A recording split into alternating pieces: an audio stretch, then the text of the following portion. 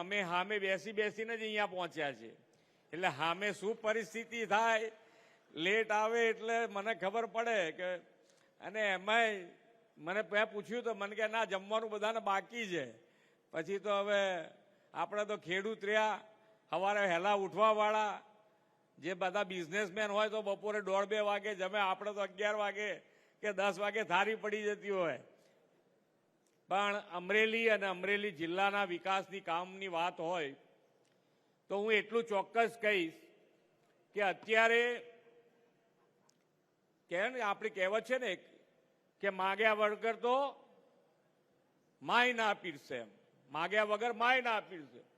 અત્યારે આખી ટીમ આપણા મંત્રીથી માંડીને દરેક ધારાસભ્ય અને સાંસદશ્રી અને સંગઠન બધા ભેગા થઈ અને એટલું વ્યવસ્થિત આયોજન કર્યું છે કે મને નથી લાગતું કે હવે 5 વર્ષમાં તમારું કોઈ કામ બાકી રહે.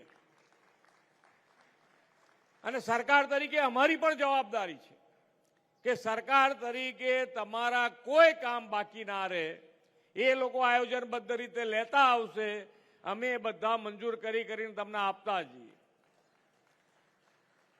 અને તો જ આજે અમરેલી જિલ્લામાંથી કેટલાય જણ જે તમારા શહેર પસંદ હોય એ, સુરત હોય તો સુરત અને અમદાવાદ હોય તો અમદાવાદ, એ બધાને એમ થાય કે ફરી પાછા અમરેલી રહેવા આવીએ, એવો અમરેલી જિલ્લો આપણે બધાએ ભેગા થઈને બનાવવાનો છે. અને બને એવો છે. માનનીય વડાપ્રધાન શ્રી પણ પૂરતું ધ્યાન કે આ 2047માં આપણે જે વિકસિત ભારત બનાવવું છે, તો વિકસિત ભારત માટે વિકસિત ગુજરાત, અને વિકસિત ગુજરાત બનાવવું હશે તો છેવાડાના માનવીને પણ મુખ્ય પ્રવાહમાં લાવવો પડશે. અને મુખ્ય પ્રવાહમાં લાવવો હોય તો જેટલી શહેરમાં સુવિધા એટલી જ સુવિધા ગામડાઓમાં આપણે આપવી પડે.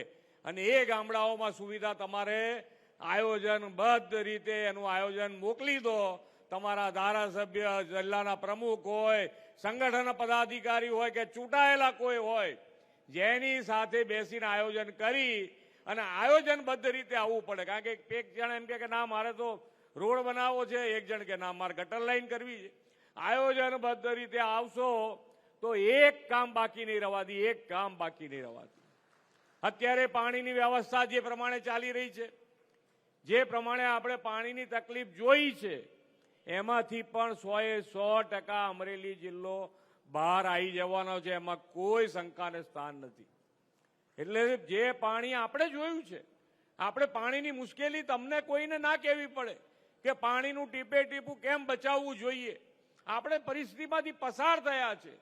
અને આજે માનનીય વડાપ્રધાન શ્રી પણ આપણને ખબર છે કે એમનું વિઝનરી લીડરશીપ છે. આપણને આવતીકાલની પરિસ્થિતિ જોઈ જાય છે અત્યારથી, અને એ પ્રમાણેના પગલાં માનનીય વડાપ્રધાન શ્રી લેતા હોય છે કે ભાઈ આજે આપણે પાણી વાપરી રહ્યા છે, પણ આ ભવિષ્યમાં ફરીથી આવી પાણીનું સંકટ ગુજરાતમાં ના આવે એના માટેનો પણ અત્યારથી પ્રયત્ન આખા ભારત દેશમાં શરૂ કર્યો છે. કે અત્યારે કેચ ધ રેન અંતર્ગત વરસાદનું ટીપે ટીપું પાણીનો સંગ્રહ થાય, અને સંગ્રહ ન કરી શકાય તો એ પાણી જમીનમાં કેવી રીતે ઉતરે એના માટેનો પ્રયત્ન કરી રહ્યા છે. અને એના માટે સરકાર પણ તમારી સાથે છે. દરેકે દરેક ધારાસભ્યને 50 લાખ રૂપિયા ફક્ત આના માટે જ આપ્યા છે કે વરસાદનું પાણી જમીનમાં ઉતારો અથવા સંગ્રહ કરાવડાવો. અને એ તમારે આંગળી ચીજાનું પૂલ લેવાનું છે. તમારે જ્યાં જરૂર પડે ત્યાં આ પૈસા વપરાય. અને દર વર્ષે આવવાના છે. એક વર્ષે આપીને બીજા વર્ષે બંધ નથી થવાનું. બીજા વર્ષે પણ એટલા ને એટલા રૂપિયા મળવાના છે. એટલે તમે જેટલું આયોજન કરશો, એટલું આયોજન તમારે સારી રીતે કરશો, એટલું અમરેલી જિલ્લાને ફાયદો થવાનો છે, તમારા વિસ્તારને ફાયદો. જે ધારાસભ્ય વધારે કામ લઈ જાય એટલું લઈ જઈને તમારા ત્યાં કામ કરે એટલો ફાયદો એ વિસ્તારને થવાનો છે. એટલે એની અંદર પણ હરીફાઈ કરવાની છૂટ છે દરેક ધારાસભ્યોને. પણ એ હરીફાઈ કેવી હોવી જોઈએ? હેલ્ધી હરીફાઈ હોવી જોઈએ. એકબીજાને કાપીને આનું કામ હું લઈ જાઉં એવી વાત નહીં, પણ દરેક ધારાસભ્ય એમ કે ના ભાઈ મારા આ તકલીફ છે, એ તકલીફ કોઈ પણ હિસાબે દૂર કરવી છે. વિકાસની વાત હતી, અહીંયા આગળ રિંગ રોડની વાત કરી. 272 કરોડ રૂપિયાનો આ રિંગ રોડ અધૂરો જે પૂરો કરવાના છે. એની અંદર 3 બ્રિજ આવે છે. એ 3 બ્રિજ પણ એની અંદર લઈ લીધા છે. એટલે જ્યારે રિંગ રોડ પૂરો થાય તો જે ટ્રાફિકની સમસ્યા માટે આપણે કરી રહ્યા છીએ એ ટ્રાફિકની સમસ્યા ઊભી ન રહે.